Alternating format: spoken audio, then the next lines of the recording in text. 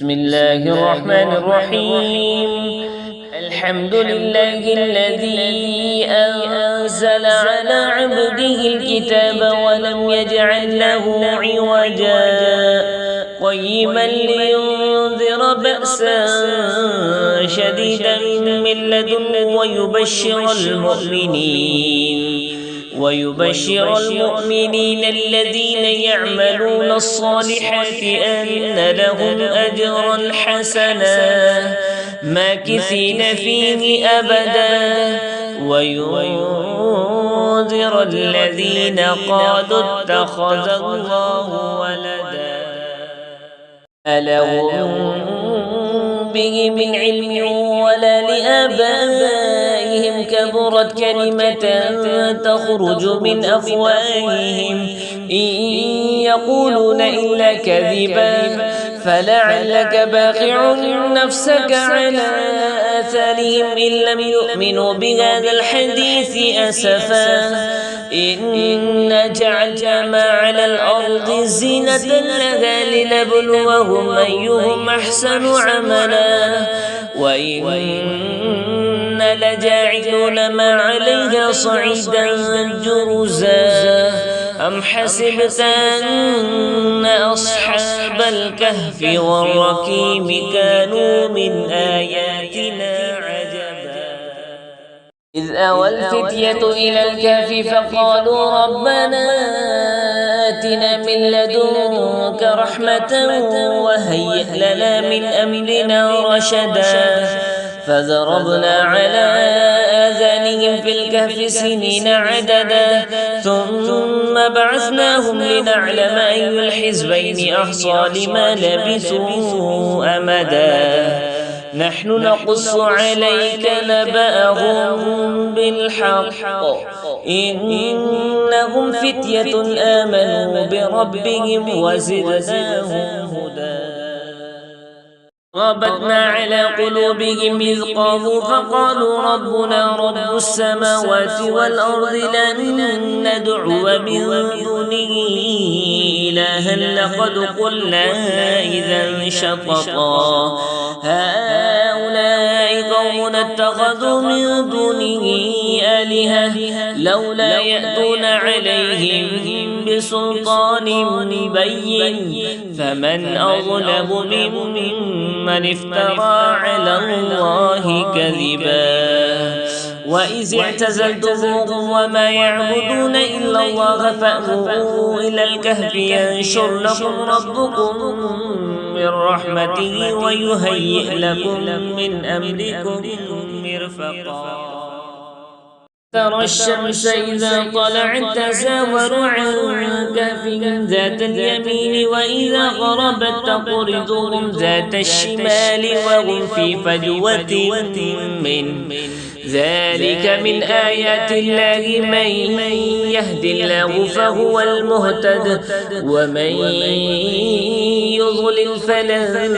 تجد له وليا مرشدا وتحسبهم أيقاظا وهم رقود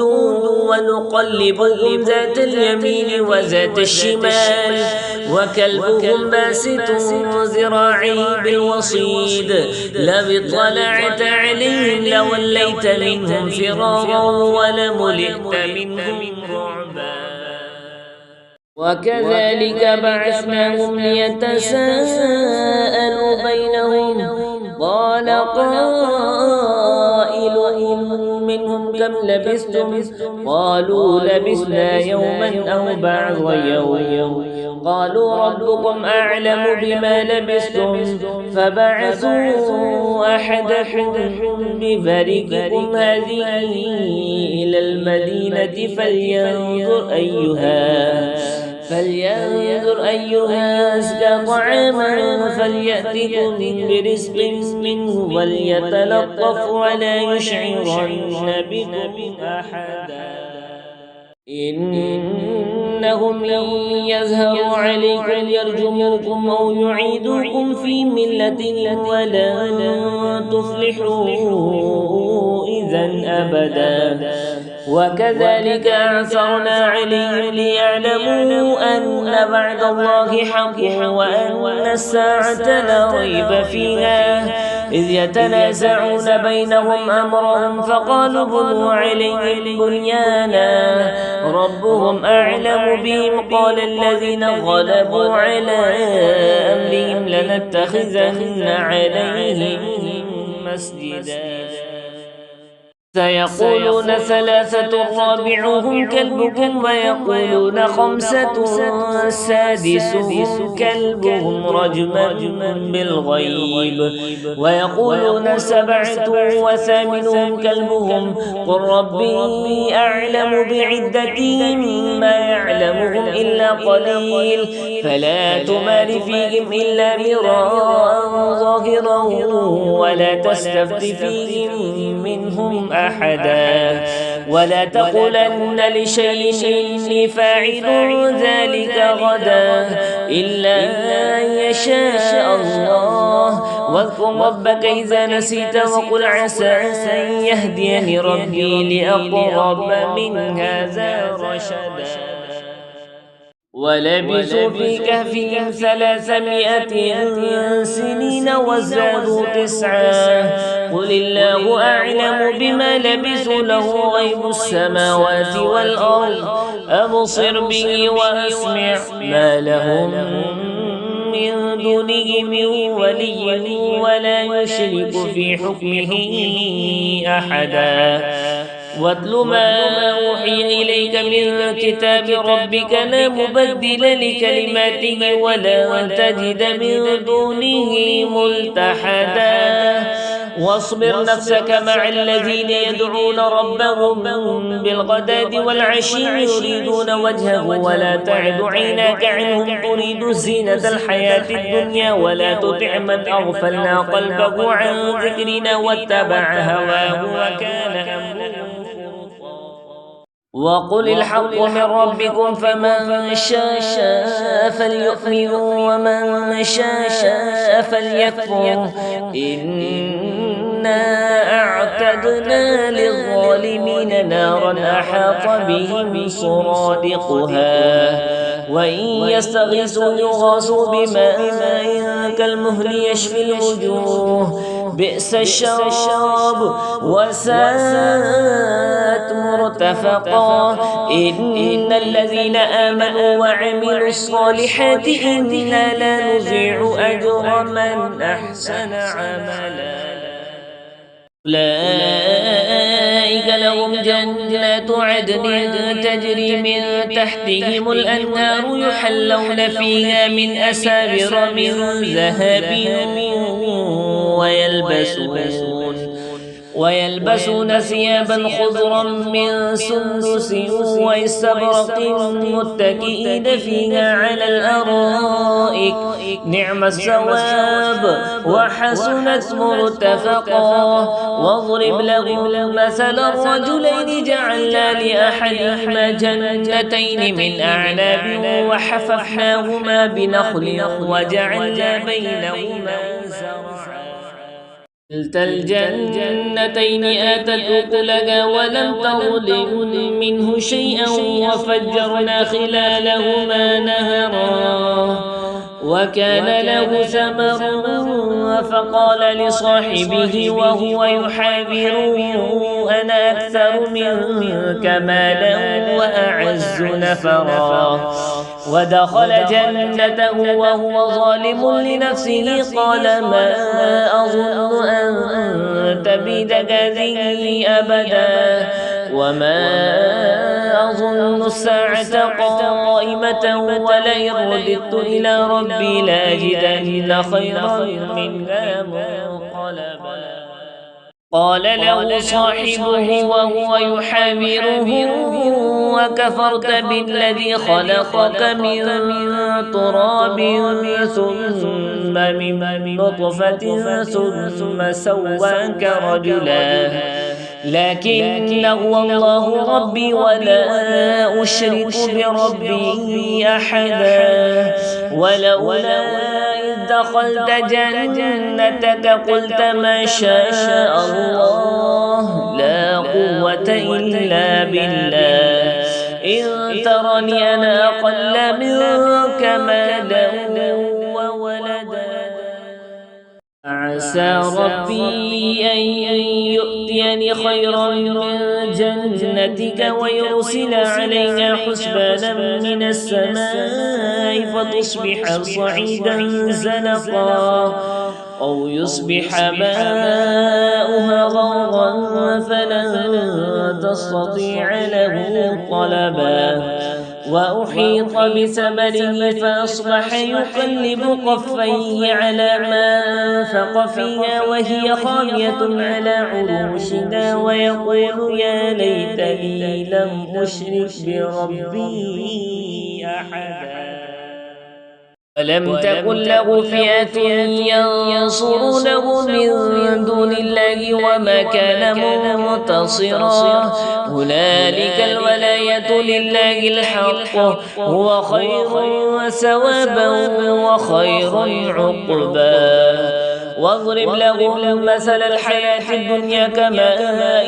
أنزلناه من السماء فاختلط به نبات الأرض فأصبح هشيما تذروه الرياح وكان الله على كل شيء مقتدرا. المال والبنون زينة الحياة الدنيا والباقيات الصالحات خير عند ربك ثوابا وخير أملا. ويوم نسير الجبال وترى الأرض بارزة وحشرناهم فلم نغادر منهم أحدا وعرضوا على ربك صفا لقد جئتمونا كما خلقناكم أول مرة بل زعمتم أن لن نجعل لكم موعدا. ووضع الكتاب فترى المجرمين مشفقين مما فيه ويقولون يا ويلتنا ما لهذا الكتاب لا يغادر صغيرة ولا كبيرة إلا أحصاها ووجدوا ما عملوا حاضرا ولا يظلم ربك أحدا. وإذ قلنا للملائكة اسجدوا لآدم فسجدوا إلا إبليس كان من الجن ففسق عن أمر ربه أفتتخذونه وذريته أولياء من دوني وهم لكم عدو بئس للظالمين بدلا. ما أشهدتهم خلق السماوات والأرض ولا خلق أنفسهم وما كنت متخذ المضلين عضدا. ويوم يقول نادوا شركائي الذين زعمتم فدعوهم فلم يستجيبوا له وجعلنا بينهم موبقا. ورأى المجرمون النار فظنوا أنهم مواقعوها ولم يجدوا عنها مصرفا. ولقد صرفنا في هذا القرآن للناس من كل مثل وكان الإنسان أكثر شيء جدلا. وما منع الناس أن يؤمنوا إذ جاءهم الهدى ويستغفروا ربهم إلا أن تأتيهم سنة الأولين أو يأتيهم العذاب قبلا. وما نرسل المرسلين إلا مبشرين ومنذرين ويجادل الذين كفروا بالباطل ليدحضوا به الحق واتخذوا آياتي وما أنذروا هزوا. ومن أظلم ممن ذكر بآيات ربه فأعرض عنها ونسي ما قدمت يداه إنا جعلنا على قلوبهم أكنة أن يفقهوه وفي آذانهم وقرا وإن تدعوهم إلى الهدى فلن يهتدوا إذا أبدا وربك الغفور ذو الرحمة لو يؤاخذهم بما كسبوا لعجل لهم العذاب بل لهم موعد لن يجدوا من دونه موئلا وتلك القرى أهلكناهم لما غلبوا وجعلنا لمهلكهم موعدا وإذ قال موسى لفتاه لا أبرح حتى أبلغ مجمع البحرين أو أمضي حقبا فلما بلغ مجمع بينهما نسي حوتهما فاتخذ سبيله في البحر سربا فلما جاوزا قال لفتاه آتنا غداءنا لقد لقينا من سفرنا هذا نصبا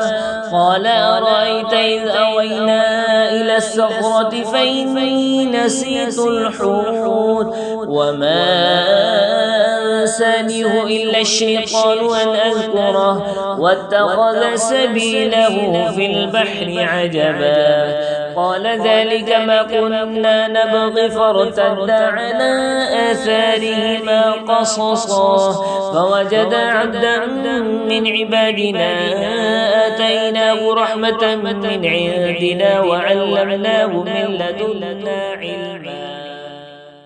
قال له موسى هل أتبعك على أن تعلمني مما علمت رشدا قال إنك لن تستطيع معي صبرا وكيف تصبر على ما لم تحط به خبرا قال ستجدني إن شاء الله صابرا ولا أعصي لك أمرا قال فإن اتبعتني فلا تسألني عن شيء حتى أحدث لك منه ذكرا فانطلقا حتى إذا ركب في السفينة خرقها قال خرقتها لتغرق أهلها لقد جئت شيئا إمرا قال لم أقل إنك لن تستطيع معي صبرا قال لا تؤاخذني بما نسيت ولا ترهقني من أمري عسرا فانطلقا حتى إذا لقيا غلاما فقتله قال أقتلت نفسا زكية بغير نفس لقد جئت شيئا قال ألم أقل لك إنك لن تستطيع معي صبرا قال إن سألتك عن شيء بعدما فلا تصاحبني قد بلغت من لدني عذرا فانطلقا حتى إذا أتيا أهل قرية استطعما أهلها فأبوا أن يضيفوهما فوجد فيها جدارا يريد أن ينقض فأقامه قال لو شئت لاتخذت عليه أجرا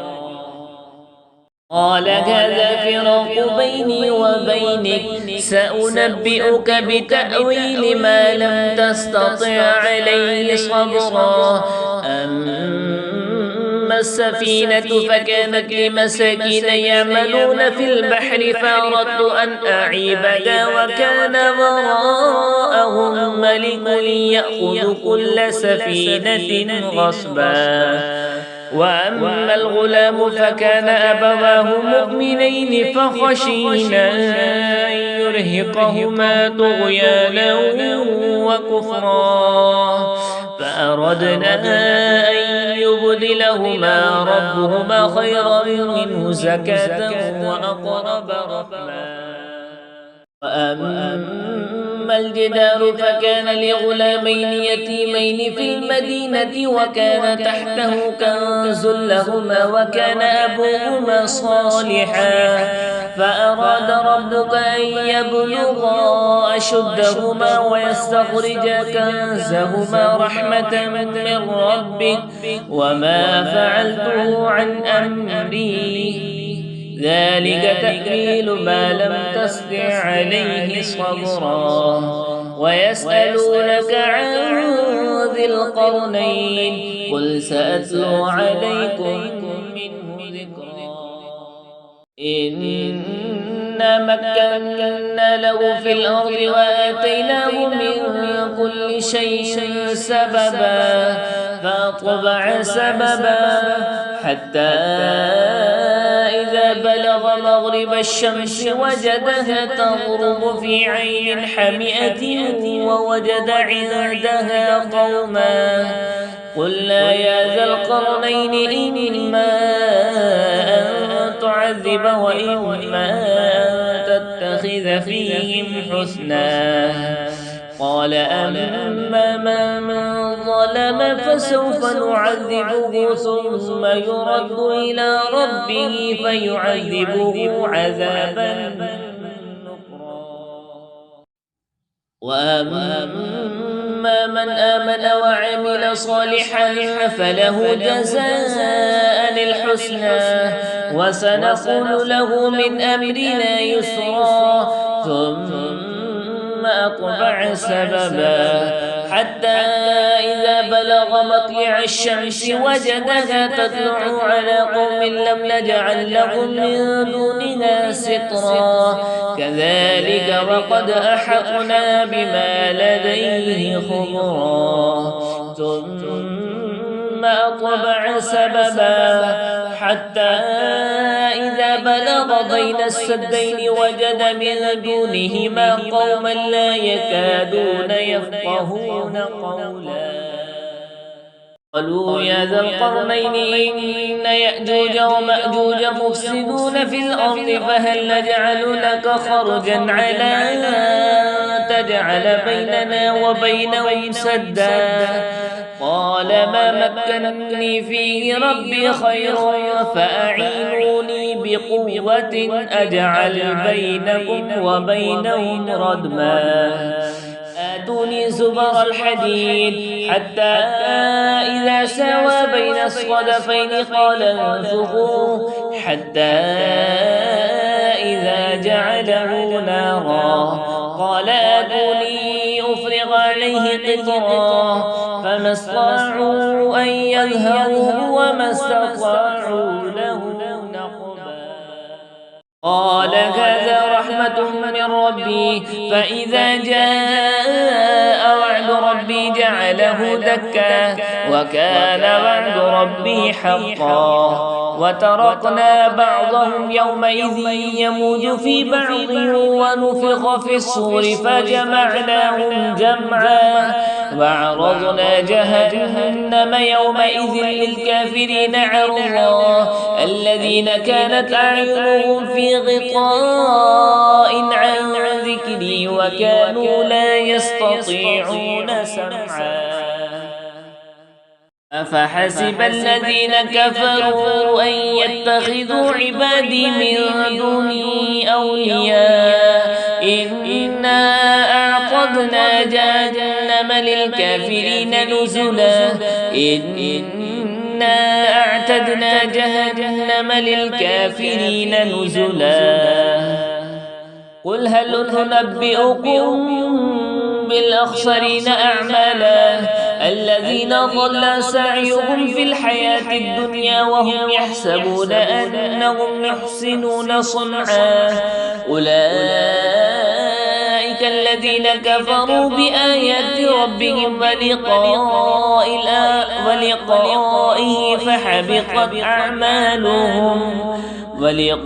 ولقائه فحبطت أعمالهم فلا نقيم لهم يوم القيامة وزنا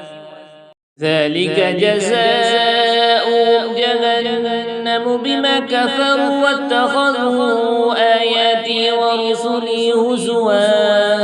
إن الذين آمنوا وعملوا الصالحات كانت لهم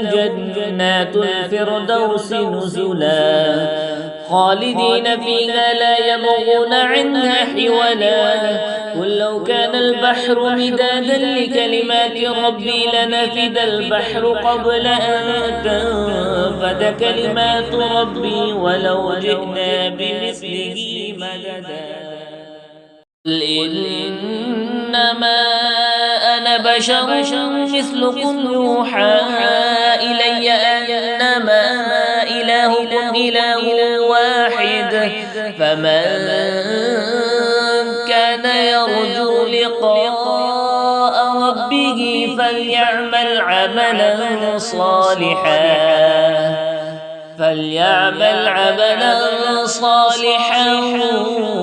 ولا يشرك بعبادة ربه